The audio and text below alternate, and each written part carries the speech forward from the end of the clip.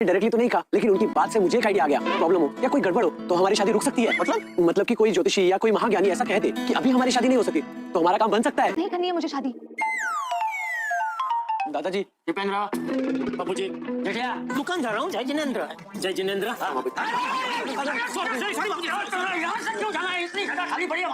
Welcome to real man YT. Tarak Mehta का उल्टा चश्मा में रात को सोनू बहुत ही ज्यादा टेंशन में होती है, क्योंकि सोनू को सपना आता है कि भिड़े और माधवी ने उसकी शादी करवा दी और उसे गोकुलधाम सोसाइटी से रोते हुए विदा भी कर रही है। और जैसे सोनू का ये सपना टूट जाता है तो वो टप्पू को कॉल करती है और उससे अपने इस वाले सपने के बारे में बताती है कि उसे अजीब अजीब से सपने आ रहे हैं। और सोनू टप्पू से कहती है कि मेरे को अभी शादी नहीं करनी। और सोनू और टप्पू की ये बात भिड़े सुन रहा होता है। जैसे भिड़े ये सब सुनता है तो वो सोनू के रूम में आके देखता है तो वहाँ पे सोनू तो सो रही है। पता नहीं यार सोनू और टप्पू ने कब गोलमाल करके इस फोन को रख दिया। और इसके बाद जैसे सुबह हो जाती है तो जोशी काका भिड़े के घर पे आते हैं और भिड़े से कहते हैं कि मैंने अपने समाज में चारों और सोनू की शादी के लिए बातें कर दी है। जोशी काका भिड़े से ये भी कहते हैं कि मैंने 2-4 को सोनू की कुंडली भी भेज दी है उसे मिलाने के लिए। जोशी काका ये भी कहते हैं कि सोनू की शादी के लिए बहुत ही सारे रिश्ते आ रहे हैं। और जैसे सोनू ये सब सुन लेती है तो वो भिड़े और माधवी को कहती है कि मुझे अभी शादी नहीं करनी है, आप क्यों मेरी शादी करवा रही है। भिड़े कहता है बेटा कभी ना कभी तो शादी करनी होगी। तब सोनू उससे कहती है कि ऐसा भी तो हो सकता है कि मैं गोकुलधाम सोसाइटी में। और ऐसा कह के सोनू अपने रूम में चली जाती है और अपने रूम का दरवाजा बंद कर देती है। और उसके बाद वो टप्पू को कॉल करती है और उसके घर में जो भी बातचीत हुई वो टप्पू को सुनाती है। तो टप्पू भी सोनू को यही कहता है कि मेरे भी घर पे सेम यही सिचुएशन है, क्योंकि कांजी काका भी टप्पू की शादी के लिए 2-4 लड़कियों के फोटोज लेके आए। और इसके बाद चंपक चाचा टप्पू को बुलाते हैं और इससे कहते हैं कि ये 2 फोटो है और इसमें से तू बता कि तेरे को कौन सी लड़की अच्छी लग रही है। टप्पू कहता है कि मुझे तो शादी करनी नहीं है, मैं लड़की को क्यों देखो। और वो कांजी काका और चंपक चाचा दोनों को कहता है कि मुझे भी शादी नहीं करनी, आप क्यों मेरी शादी करवा रहे हैं। तब कांजी काका कहते हैं कि बेटा शादी करने की तो यही उम्र होती है। भाई यार मेरे को ये समझ में नहीं आ रहा है कि टप्पू और सोनू की तो भिड़े और चंपक चाचा शादी करवा रहे हैं, लेकिन पोपटलाल के बारे में कोई क्यों नहीं सोच रहा है। पोपटलाल की तो अब शादी की उम्र से भी और ज्यादा उम्र हो चुकी है, बट फिर भी कोई इसकी शादी नहीं करवा रहा है। आपकी क्या राय है कि सबसे पहले किसकी शादी होनी चाहिए, पोपटलाल की या फिर टप्पू और सोनू की? कमेंट करके बता दो। बाकी ऐसे ही अमेजिंग सी वीडियोस के लिए हमारी वीडियो को लाइक करके चैनल को सब्सक्राइब कर दो और बेल नोटिफिकेशन को ऑल पे सिलेक्ट कर लो।